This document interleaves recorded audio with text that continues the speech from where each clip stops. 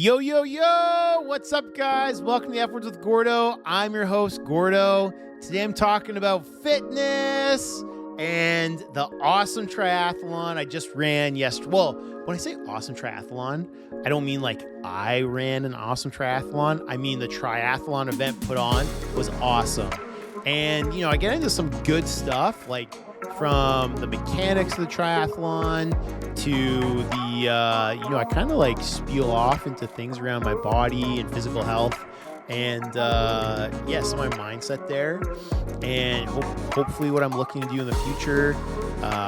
But yeah, I hope you guys enjoy this episode. I really, it's fun getting to talk about these events afterwards because there's a lot that happens, I think, on a subconscious level when we do these events, and to get to like process them out here verbally is really fun and enjoyable. And I hope that verbal processing helps bring you maybe some understanding or maybe some clarity or some inspiration for your own life and how to, whether it's inspires you to do something in the physical realm or inspires some change in the mental realm. I hope it just brings you like some transparency, vulnerability that allows you to maybe just think a little bit differently today. Anyway, guys, I don't want to ruin the rest of the episode. I just want to ask, please like and subscribe if you haven't. It really means a lot to hit these like subscriber numbers and likes. It really means a lot. So thank you so much. Love you guys. On to the episode.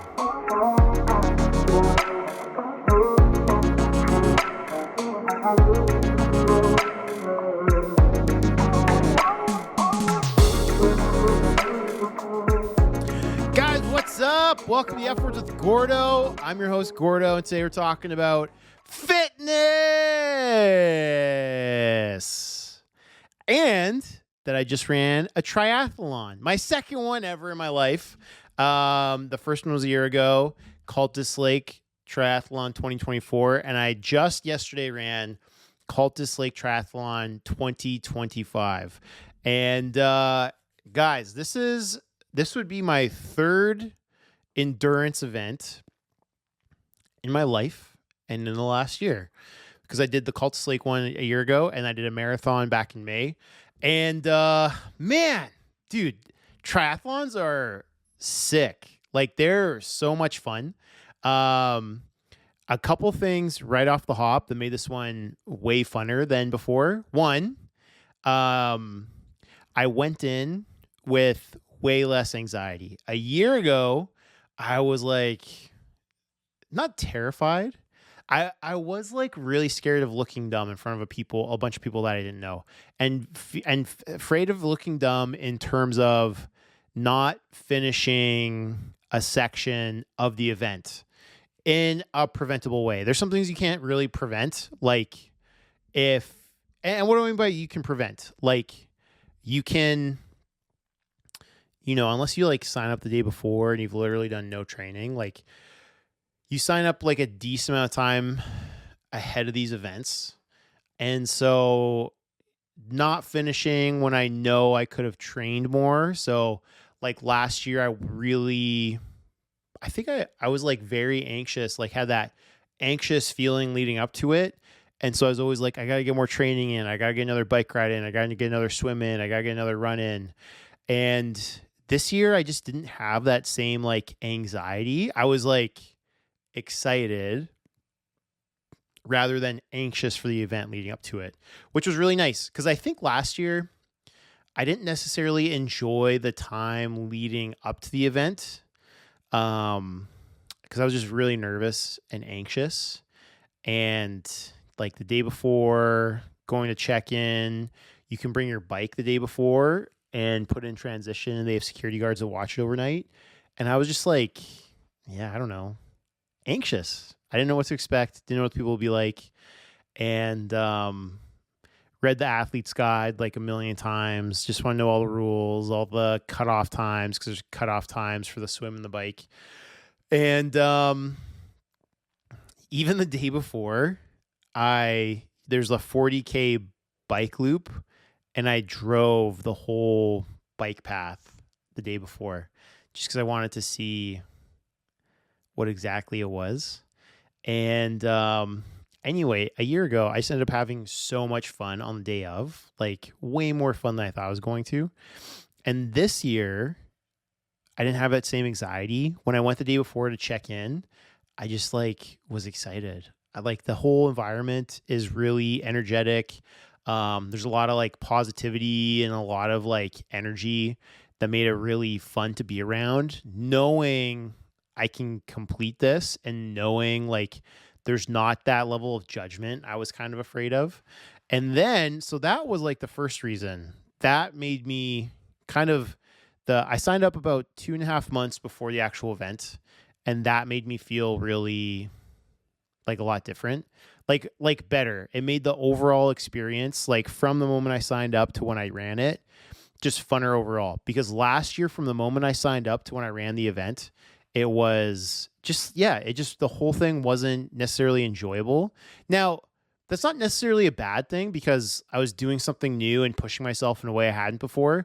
And so I think like it's not like we're not meant to enjoy that all the time, but I think there's like things in life when you're doing new things and really pushing yourself outside of your comfort zone, you have to be able to be comfortable in that anxiety and nervousness.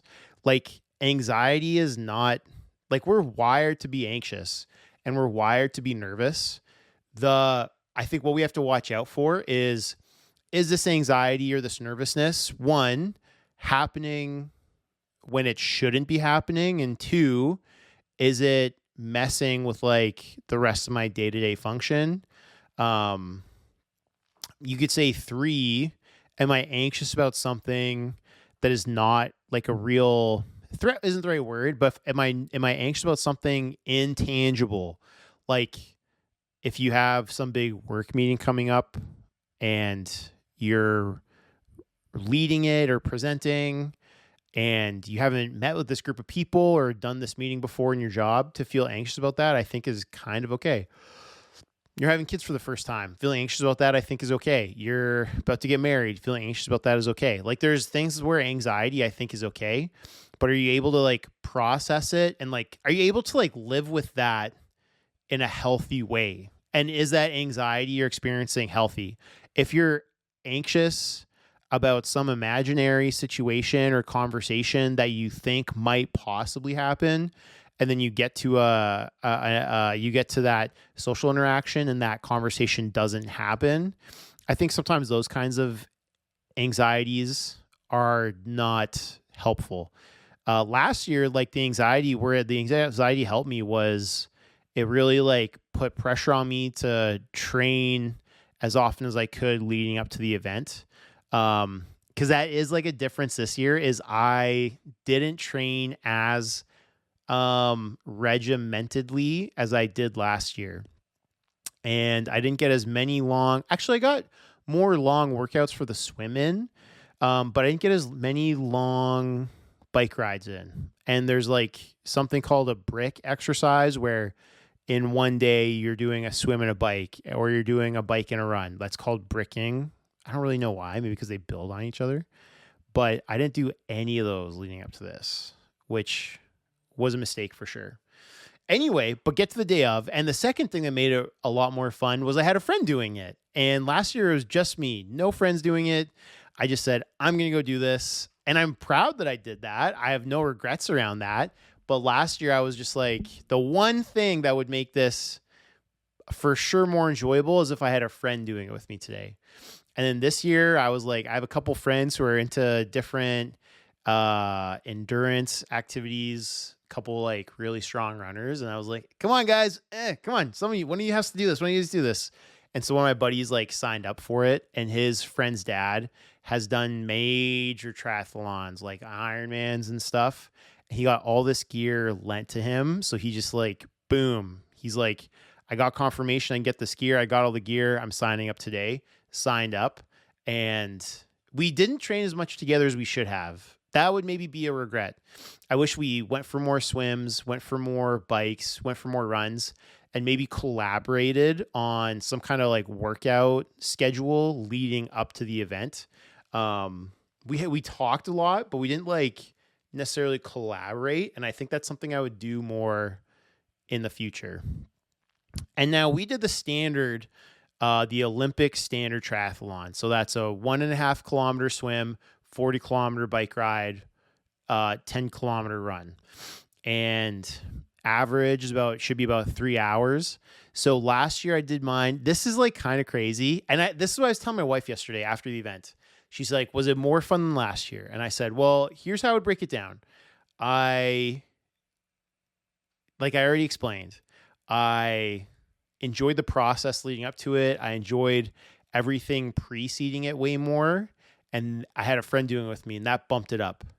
The result of the day of was my time overall was worse than my time last year. And that brought it down. And when you put those two things together, I would say it was as enjoyable as a year ago. I was hoping last year I did it in 3 hours and 37 minutes. And or 38, 3 hours, 38. I think it was 3:38. And this year I was hoping to beat 3 hours and 30 minutes. And I got 3 hours, 45 minutes. So a little slower. And that, I have to admit, like that was disappointing. I think all the training I did last year, and then I did a lot of work on my running leading up to my marathon that I ran back in May.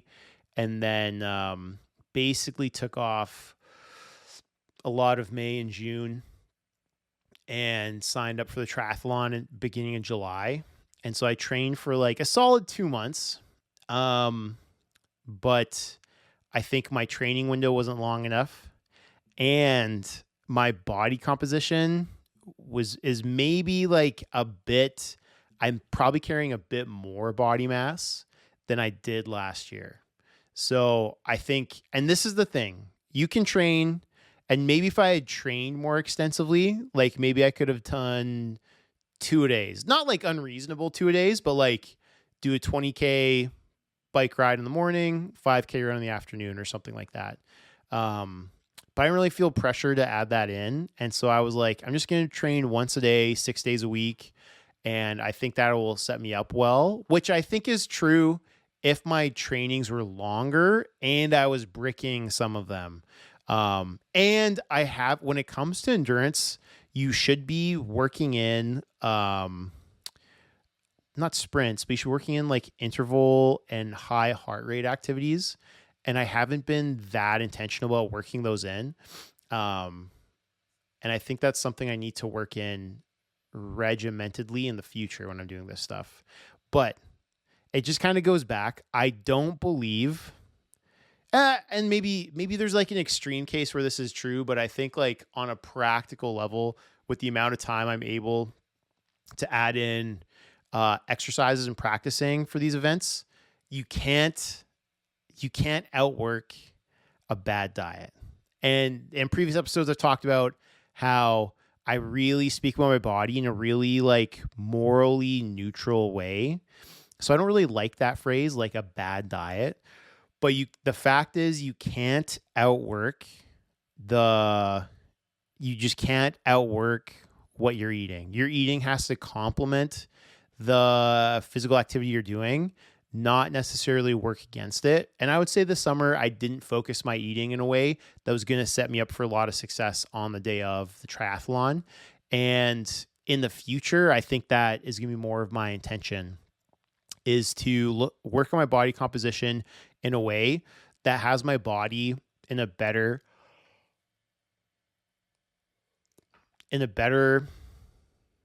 like situation to run some of these events. Because my body mass would be a bit on the higher end for doing like an endurance event. Doesn't mean I can't do it, and this is where maybe a step back I have to take, and a higher overarching view I need to take is like what's my goal here? Like, what do I want to do with these events? Do I just want to show up and do it and kind of enjoy the day and be a part of everything? Or do I want to improve my time? And this is stuff that I've had struggles with in the past, is I can maybe pick something up and have an interest in it for a little bit, but I'm not like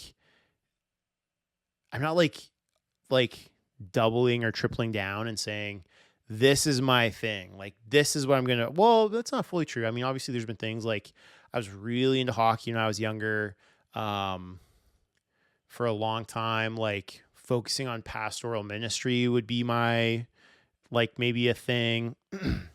And so, and I think when it comes to these things, I want, these activities to, well, how do I want to do it? Probably my highest overarching goal for life is I want to live as long as possible in a way that I can positively interact with my wife and kids as much and as long as possible. And I want these events like marathon, triathlon, whatever, to serve that part of my life. I don't want that part of my life, my wife and kids, to serve these interests. Or there has to at least be some mutual benefit. And I think that's where, like, I hesitate to, because what's the step after this? If I want to, like, continue down this path, I need to figure out, do I want to do longer events like Ironmans, or do I want to get faster at some of the events I've run, like triathlon, marathon? So, for example, the people that win these triathlons are doing them in like 2 hours. So I have a lot of time I can shave off. I could, like, I mean, not that I necessarily want to win, but if I want to get a better time at it, like, there's a lot of time I could shave off. And conversely, if I want to do these longer events, they're really long. So a standard, here's the distance difference. And there's half Ironmans and then full Ironmans. So the triathlon I did was a 1.5K swim. The half Ironman is a 2.1 kilometer swim, and the full Ironman is 3.9 kilometer swim. So you're probably, I don't know what you're thinking. So not quite. So it's, well, I was going to say not quite double. It's actually more than double, almost just under triple the swim that I did. The bike ride's crazy. Half Ironman. So I did a 40K bike ride yesterday, half Ironman, and it took me 1 hour and 38 minutes. The half Ironman is 90K bike ride, so more than double. And the full Ironman is 180K. So that's crazy. Like, let's just like round down and say it took me 1.5 hours to do the bike ride. A full Ironman is going to take me, it's over 4 times 6 hours, 6 hours plus. I don't know if I just want to sit on my bike and ride for 6 hours. And then the run I did was 10 kilometers. Ironman, and the run in an Ironman is 42 kilometers. It's a full marathon at the end. And I'm just like, I don't know if I the one marathon I did run this year, I was like, I don't know if I want to keep running. I don't know if I like running that much. And so when it, I was talking about these events, like collaborating with my family life, I think I would lean into triathlon events over pure running events, because when I just was running leading up to the marathon, I just wasn't enjoying it. When it comes to the triathlon, mixing in swimming, biking, running, weights, I really enjoy changing up those activities. And I don't necessarily want to excel in any one of them, but I like, I don't want to excel just in running. Running is just I just find it too high impact. If I do a really long run, like 15, 20 kilometers, I'm just like out for the next few days and sore and just not enjoying the run when I'm doing it. So yeah. And then to think Ironman is just doing like a huge marathon at the end of it, does not sound fun. I don't know. But having said that, 5 years ago, I would have said like, oh, there's no way I could run a marathon. I'm never going to run a marathon. There's no way I could do triathlon. I'm never doing a triathlon. And here we are in the last 4 months.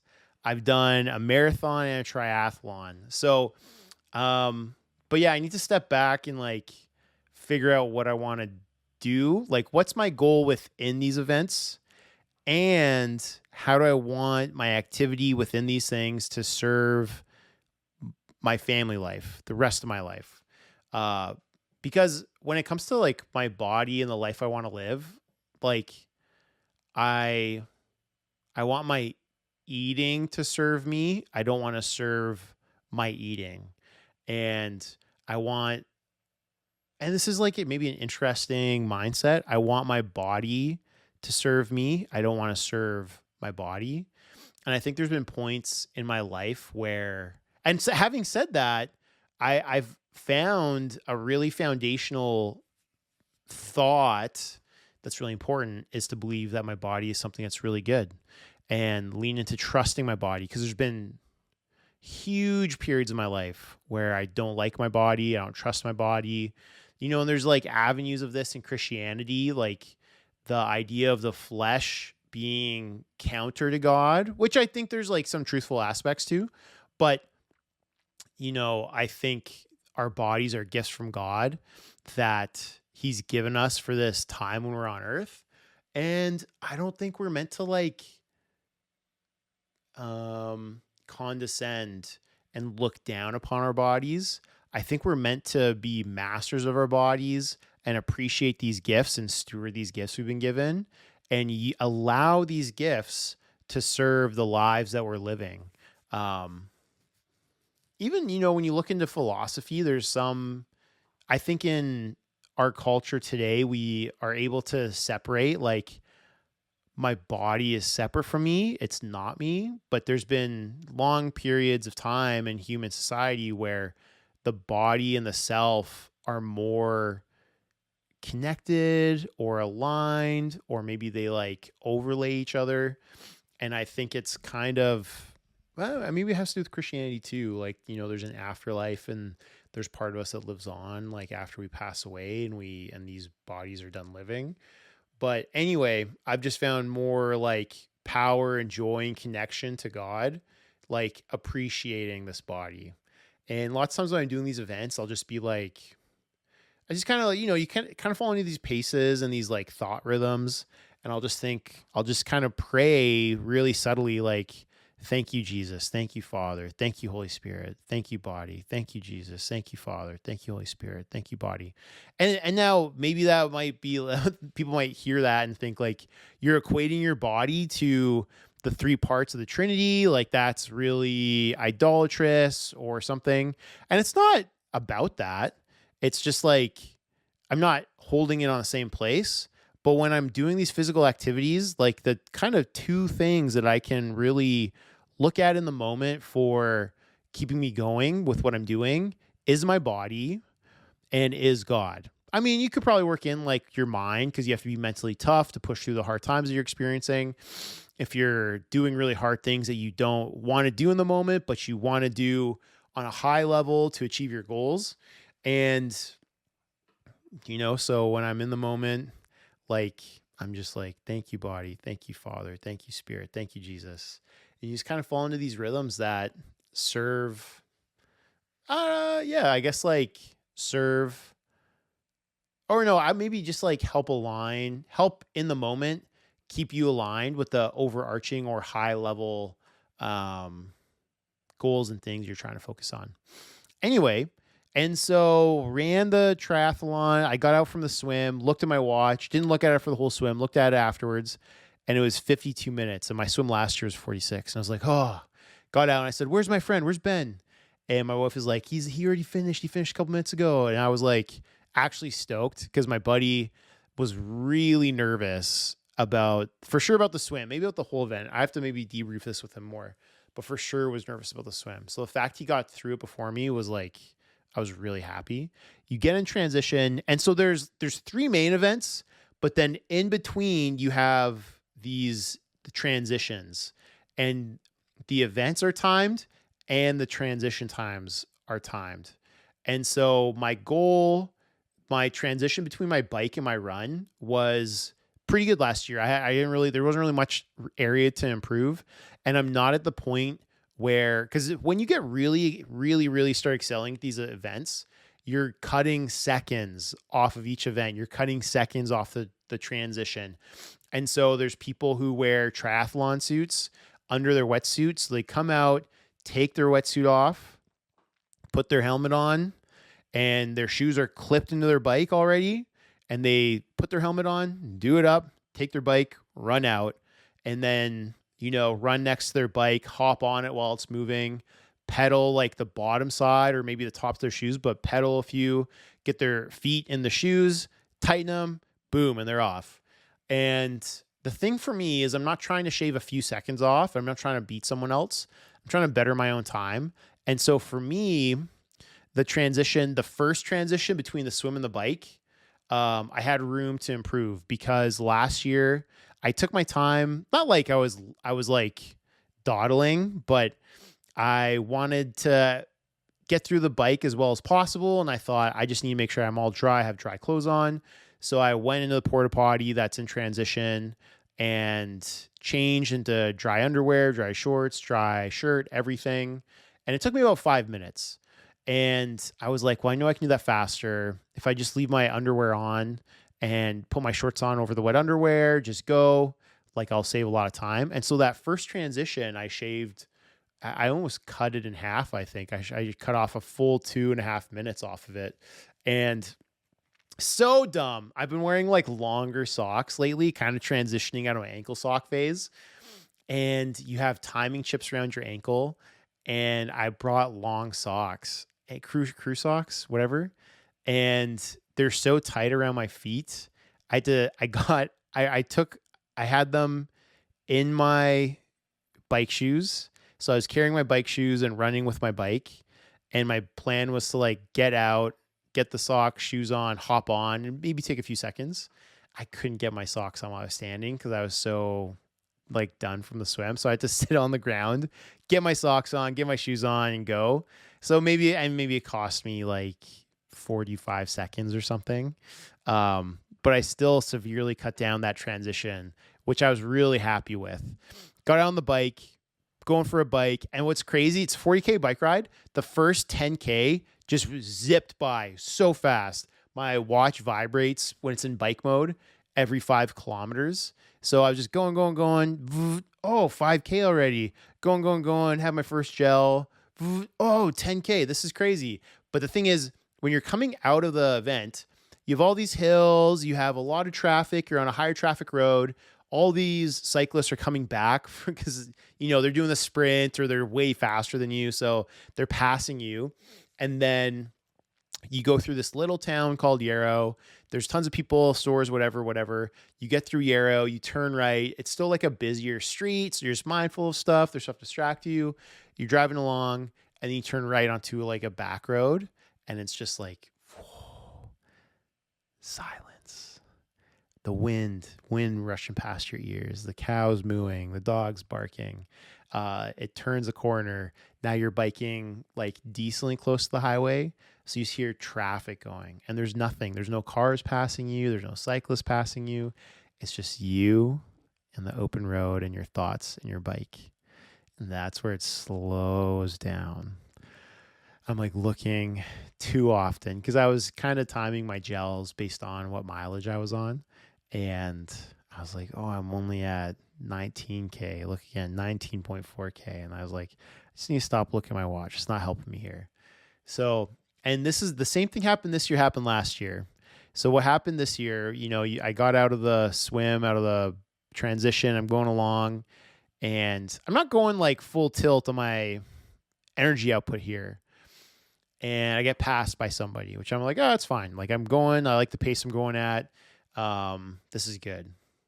And I go about halfway through and I can see people like farther up ahead, don't get passed by anybody else. I mean, I'm pretty late in the game at this point too. So there's not a lot of people to pass me. I'm one of the last ones out of the swim, but then boom, I pass a person, boom, pass a second person, boom, pass a third person. And so on the second half of the bike ride, I'm probably past like 15 people, maybe 20 would probably be too much. I passed like quite a few on the hill.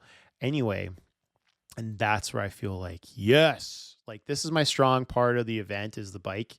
Because both years, I passed like a good chunk of people.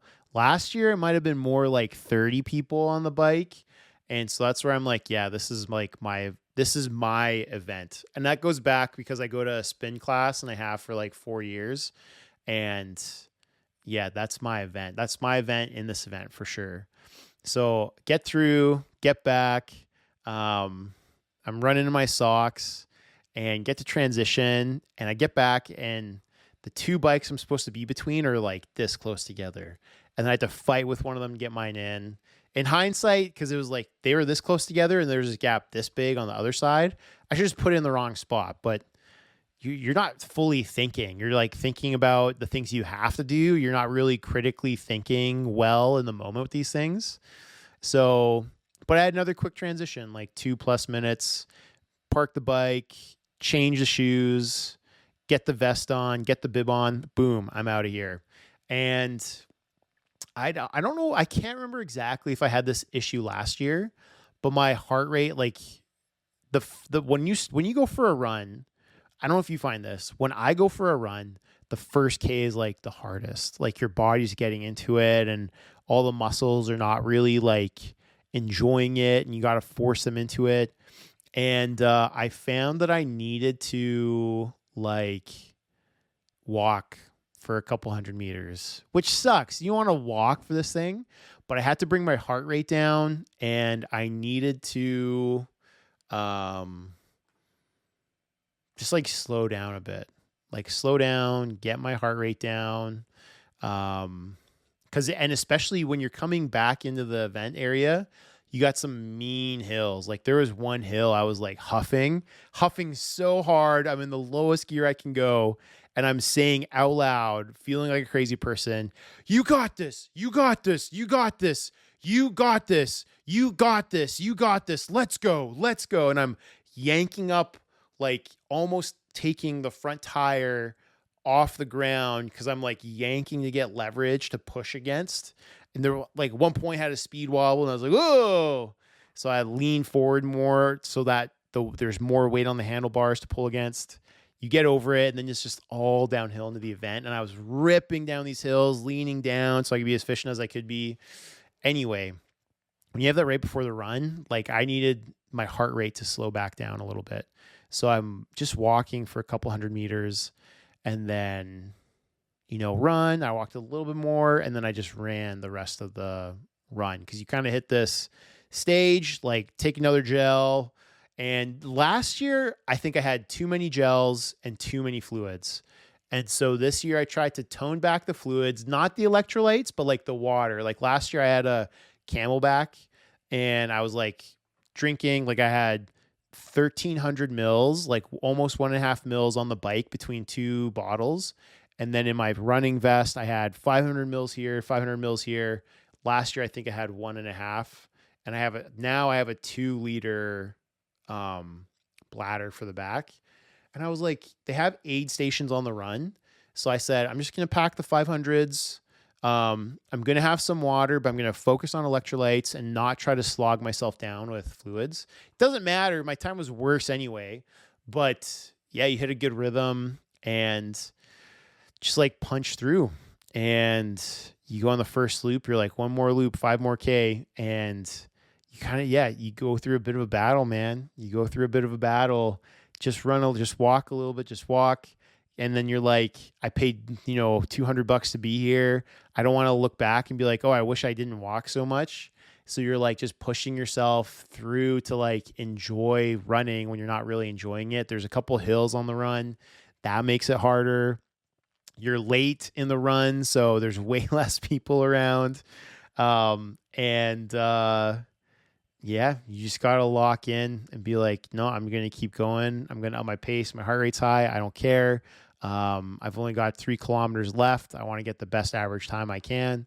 And so I came in, my run was 6 minutes longer than it was last year. So, but hey, you know what? I got through the end of it and I was like, man, that was so fun. That's so fun. All these people are out cheering for you, like at the event, out on the roads. you're running past these houses at Cultus Lake. They're cheering for you. Like, it's just so fun. And to think there's a couple years ago and long parts of my life where I thought there's no way I'd ever be able to do something like that. Here I am getting close to my 40s, which is crazy. Doing these things for the first time. My buddy that did it was in his 20s. So maybe that's why he was a little bit better at it than me. The big reason is just I think my body composition was not the most efficient for this event. And that's fine. Like the way that I treat my body now is I don't look down how I'm eating. I'm like, if I'm eating this right now, because there've been times where I'm like eating stuff and I feel guilty and it's pushed me to the thought. This is the thing. I've never been bulimic, but I've had the thought and temptation to be, and people might say it's a disorder, Gordo, like you don't get to choose or not choose.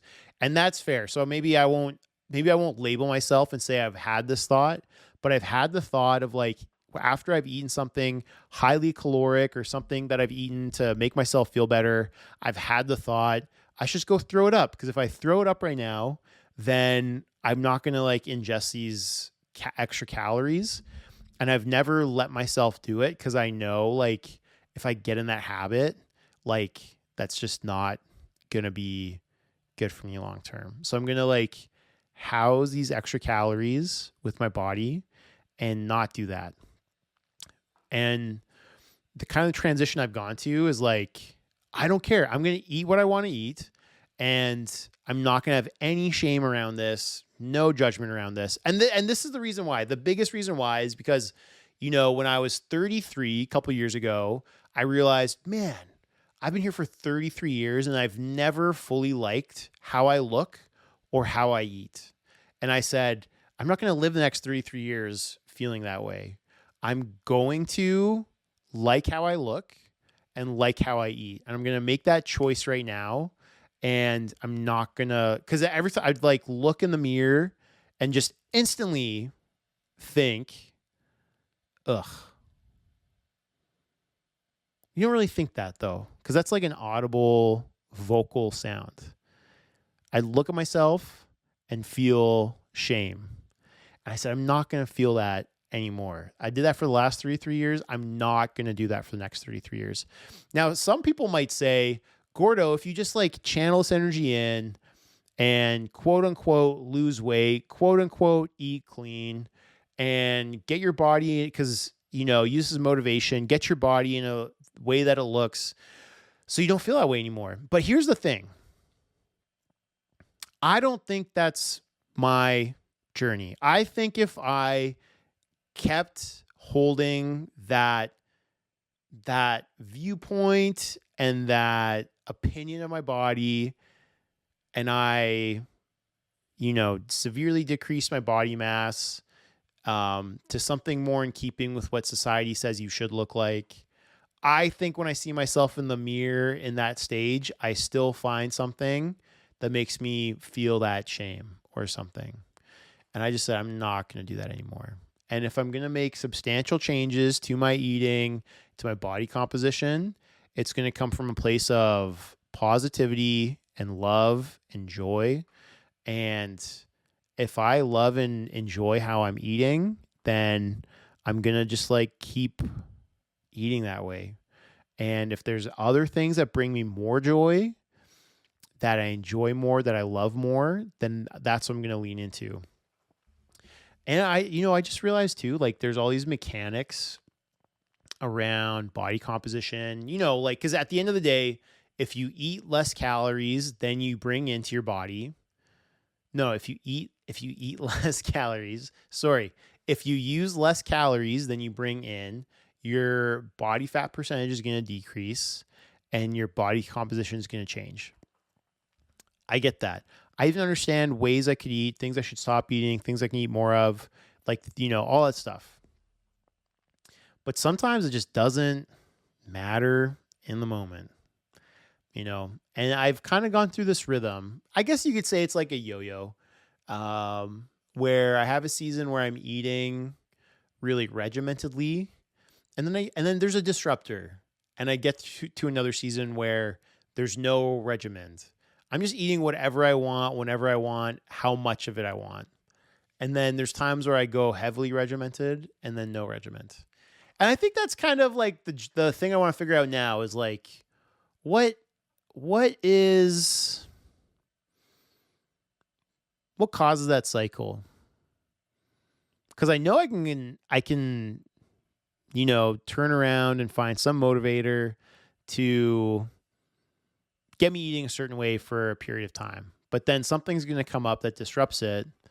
And part of it is I think when I eat in that regimen, when I eat regimentedly, I feel a lot of entitlement to eat anything and everything. I feel justified. I feel like I've earned this. And I think that's something I'm interested in changing and finding out like what's the root cause of that. Like I said earlier, like at the end of the day, this triathlon's super fun. Doing these events are super fun. Having friends to do them with are super fun. People coming out cheering for you, super fun. Family came down from Kelowna, cheer me on. But the most important thing to me is that I live as long as possible to be with my family as long as possible, and that I have as much energy as possible every day to spend with my family. Because when you eat high caloric, high processed eating plans, it's not really a plan, but when you eat that way, it really robs your energy. And and I also, when I eat that way and if I look myself and feel shameful when I look in the mirror, that impacts like my overall disposition, and then your overall disposition affects the people you live with more than anybody else, because you can kind of like change or get a good feeling for a while when you're having a social event with people, but like when if you have such low energy and that you need a nap in the middle of the day, that affects the people you live with. Like, doesn't affect the people that you see once a week, a couple times a week, randomly. And, we're trying to build our family and have kids. And I don't want to have to be like, oh, I can't play with you right now because I'm really tired. I need to have a nap. And I need to have a nap because of how I've been eating. And yeah, it's kind of been it hasn't really been my MO like too much. I've got like a decent amount of energy, but I know the older I get, and that would be my reality more often the older I get. If I continue eating high levels of processed and high caloric foods, and it'll decrease my lifespan.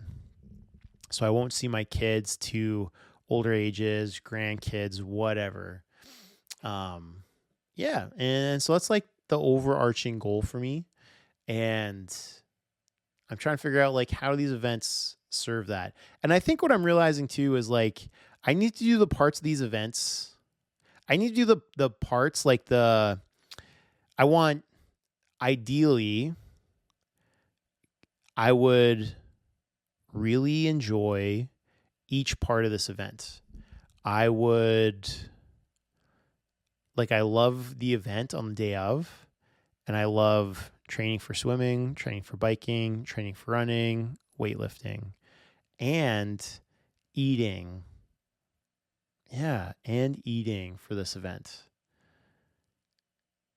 Because it's like, I think it's like healthy to have like hobbies that you really look forward to and really love doing.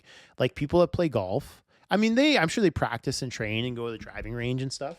But, if you go to the golf course like weekly or twice a week or something, like you're going because you love going. And I think that's like a kind of a shift I need for this stuff is like, I train for this because I love training for it. I don't want to have like a neutral or negative of like, I have to train because I love going to this. I need to figure out how it's like, oh, I love training and I love going to this, especially because I'm going to be taking time away from my family to do the training. And so if I'm going to take time away from my family, then I want to take time away from my family doing something I love, not doing something I tolerate. I kind of had that realization with golfing when I was in high school. I tried golfing and I got way too frustrated and didn't like it, whatever. And then a couple years go by, I'm working at the sawmill, which was really stressful, and went golfing with some dudes from work. And I was like, oh man, I'm paying like $25 to be here. I am here on my day off. I used to get really stressed out doing this, and I'm only going to do this if I enjoy it. So I'm going to enjoy the good swings and the good hits, and I'm going to enjoy the bad ones. And at the end of the day, I'm going to have a few good hits, and I'm going to have had like a good walk on a nice golf course. And, it's kind of what I need with the training for this stuff is like, I got whatever time I got, but I really enjoyed that bike ride. I really enjoyed that swim. And, it's like another thing I need to tweak to figure out exactly. But yeah, at the end of the day, super fun that a friend did it. My goal next year is to get as many people as possible to sign up for it. Here's the thing. If you're listening to this, there's a very good chance with 2 months, maybe 3 months, I should say 3 months for sure, maybe 2 months, you could do one of these events. Like the full triathlon might sound overwhelming. 1.5K swim, it's going to take you about 45 minutes. It's your first time. 40K bike ride, depending on how good of a cyclist you are, might take you hour and a half, hour 40. 10K run, so overall, like the event's going to take you between 3.5 and 4 hours. But there's a sprint, and the sprint is all of these distanced halved. So 750 meter swim, 20K bike, 5K run. And I think I could get a lot of people to sign up for that and do that.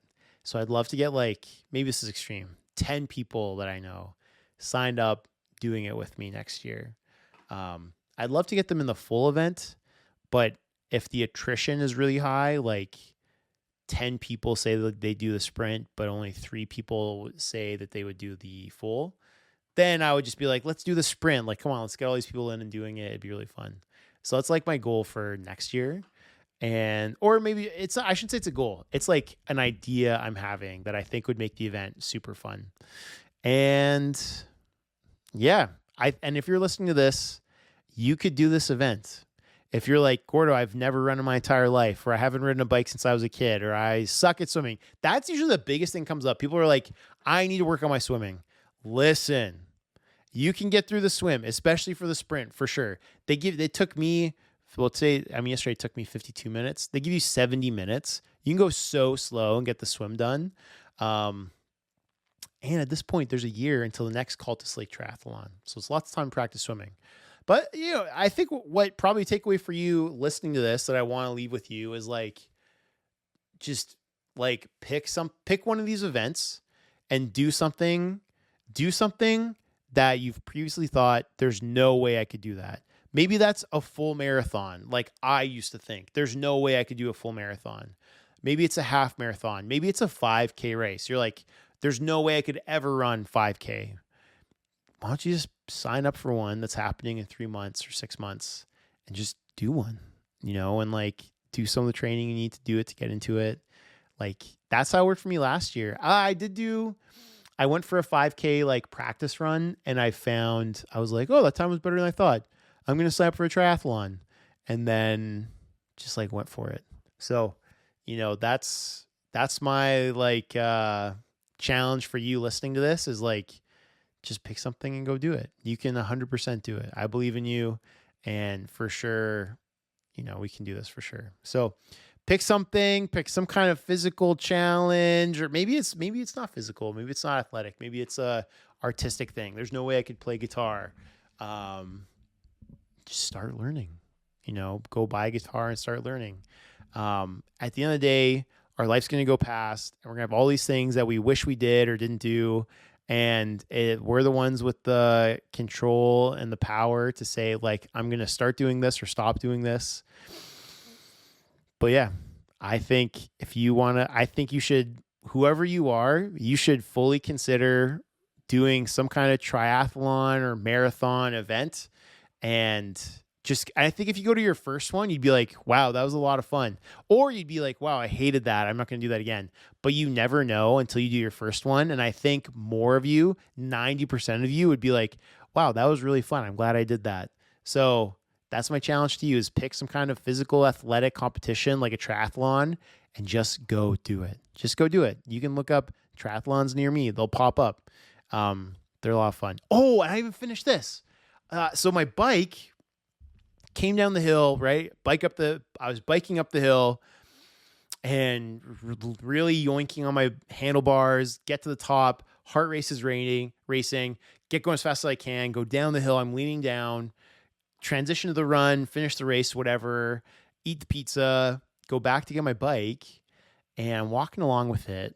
And my friend's kid points at the brake handle and says, "What's that do?" And I'm like, "Oh, well, squeeze it and look at this little thing." And so they're like, "Oh," I'm like, "Now check this out." So I pick it up off the ground, just the front tire, and I go to spin it so it can free spin and she can squeeze the brake handle and it'll stop it. And I let go of it. I spin it and let go and it stops. I was like, what? Like, why is the brake compressing on it? And there's a little adjuster that kind of makes the brake pads or whatever, like tighten or expand, not like tighten on it, but there's just an adjustment, like dial built in. So I loosen it all the way, do it again, spin the tire, let go of the tire, and it just stops instantly and it's rubbing. I'm like, what the heck? Why is it rubbing? And my eyes go down and I see the axle tightening nuts for the front tire. And it's one of those mechanisms where you can tighten it and then there's a lever. It's like you tighten it to a certain point and then use the lever to really like cinch it down to get like good pressure on there. And that lever is open and I go to touch it and the whole axle just shakes and I lift it up. And what was happening was the axle wasn't tightened. And it's like, the frame is two forks that sit on the axle in the tire. And so basically, I don't know when, it might have been my whole race. The frame was just sitting on the axle and the tire must have been like moving the whole time with variance and rubbing on the brakes while I was running the whole event. And I was like, man, first off, that must have increased my bike time. Second off, I'm so lucky I didn't crash this thing. Like, especially when I was yoinking, going up the hill, like the front tire was coming off. If the brake pads weren't, because the way the tire is, you have the metal frame and the rubber tire on the outside. And the rubber tire, like if this is the frame, the rubber tire is wider.